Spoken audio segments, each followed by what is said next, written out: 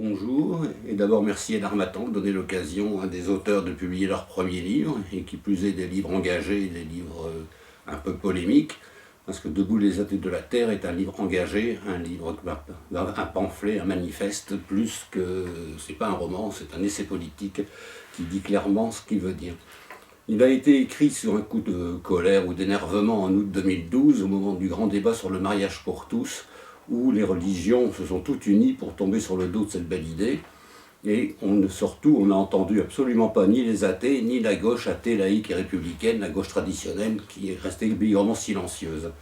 Donc ce livre a pour objet de secouer un peu les laïcs et les athées et leur dire de prendre une place dans la société, une place qu'ils ne prennent pas, une place qu'ils ne revendiquent pas. Et cette place pourrait se concrétiser par un jour de fête, un jour comme la Gay Pride, un jour qui s'appellerait le jour sans Dieu par exemple, ou qui s'appellerait comme chacun voudra bien l'appeler, mais qui montrerait que les athées n'ont pas une place négligeable dans la société. Parce qu'en fait, la loi française interdit de compter les adeptes, mais les sondages disent que les catholiques sont 60%, et quand on dit catholique, on dit les gens baptisés de force, c'est-à-dire les gens qui ont un lien absolument ténu avec la religion catholique. Les pratiquants se réduisent à 40% et les vrais pratiquants à 9%. Sachant que les musulmans sont 7% et que les juifs sont encore très peu nombreux,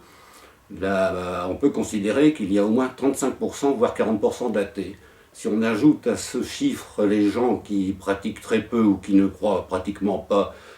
comme je le dis dans le livre, dans une vieille rumeur au fond de leur inconscient, on arrive à une large majorité de gens qui ne sont pas vraiment concernés par la religion. Or, cette majorité n'a aucun poids dans la société, elle ne prend pas place dans le débat moral. La loi de 1905 n'a prévu aucune place pour eux non plus. La loi de 1905 s'occupe des cultes, elle gère les cultes, le ministre est le ministre des cultes, mais il n'y a pas de ministre des athées, et pour cause, puisqu'il n'y a pas d'organisation des athées.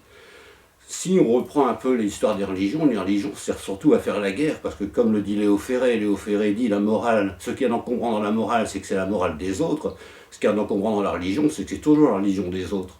Les religions passent leur temps à faire la guerre, on le voit encore actuellement, mais les athées ne font jamais la guerre à personne, il n'y a jamais eu de guerre athée. Il faut peut-être pousser plus loin le raisonnement en disant qu'il faut un athéisme d'État. Et seul l'athéisme d'État peut garantir la laïcité, parce que tant qu'il reste un lien, ne serait-ce qu'imperceptible avec des religions, tant que des religions font croire qu'elles ont un rôle dans l'État, comme ces notions de fille aînée de l'Église ou de racines chrétiennes de la France ou de l'Europe, l'État ne peut pas être laïque. L'État ne peut être laïque que si le concept de base de l'État est l'athéisme, c'est-à-dire aucun lien avec une transcendance ou avec une organisation.